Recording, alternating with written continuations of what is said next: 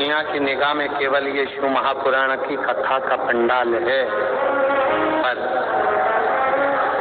हम कहते हैं ये केवल कथा का पंडाल नहीं, आपकी किस्मत खोलने की चाबी का पंडाल है, जहाँ किस्मत खोलने की चाबी है।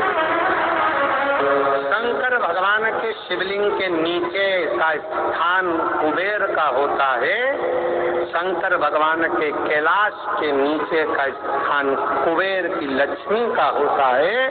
इसलिए प्रत्येक शिवालय में तुम्हारे घर में अगर छोटा सा भी शंकर का शिवलिंग है, तुम्हारे घर में अगर छोटा सा भी मट्टी का, पत्थर का, लकड़ी का, पीतल का, तांबे का, स्फटिक का, पारस का, जिसका भी तुम्हारे घर में अगर छोटा सा भी अगर शिवलिंग है, तो तुम्हारे घर में जहाँ शिवलिंग रखाता है, समझ लेना वहाँ लक्ष्मी बढ़ती चली जाती है, लक्ष्मी कम नहीं होती। बस दो चीजों का स्मरण रखिए, एक अपने खानदान का, दूसरे अपने खान पान का। इन हाथों की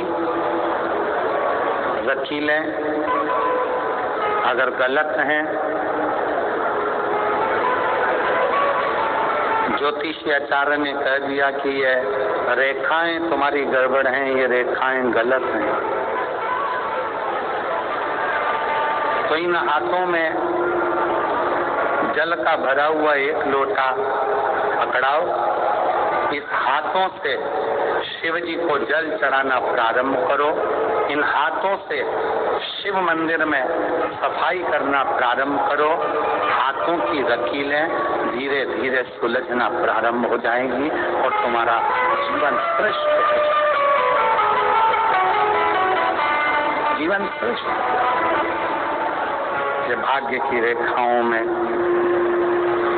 ये भाग्य की रेखाओं में अगर कुछ गलत लिखा गया है, इसको शिव मंदिर में, शिवालय में, भगवान शंकर के चरणों में इस मस्तक को झुकाना प्रारंभ करें।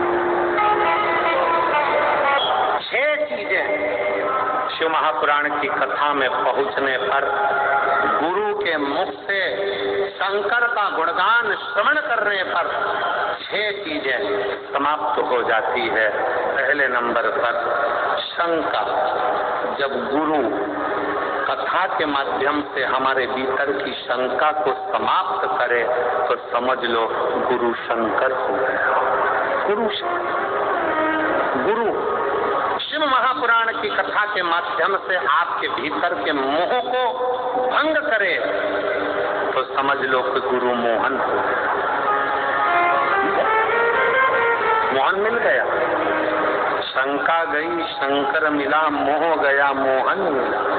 फिर कहा गुरु अपनी वाणी से, शिव महापुराण के माध्यम से हमारे भीतर के विश्व को, हमारे भीतर के उस कटुता को, हमारे भीतर के विश्व को, क्रोध को समाप्त कर दे तो समझ लो कि विष्णु मिल गया, विष्णु। और गुरु हमारे भीतर के भ्रम को समाप्त कर दे तो समझ लो कि ब्रह्मा मिल गया। और गुरु हमारे भीतर की दुर्गति को समाप्त कर दे तो समझ लो कि दुर्गा मिल गई।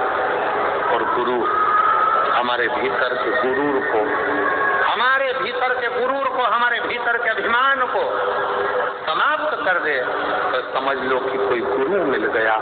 इसलिए शिव महापुराण की कथा में इन 6 चीजों को वर्णन करते हुए कहा, शिव महापुराण की कथा में बैठने पर आपके भीतर की शंका, आपके भीतर का मोह, आपके भीतर का विष, आपके भीतर का भ्रम, आपके भीतर की दुर्गति, आपके भीतर का गुरूर, अहंकार समाप्त हो रहा है तो समझ लेना कि आपके भीतर शिव का निवास होते चले जा रहा है और शंकर आपके हृदय में विराजमान होते चले जा रहा है। शिव बैठ रहा है।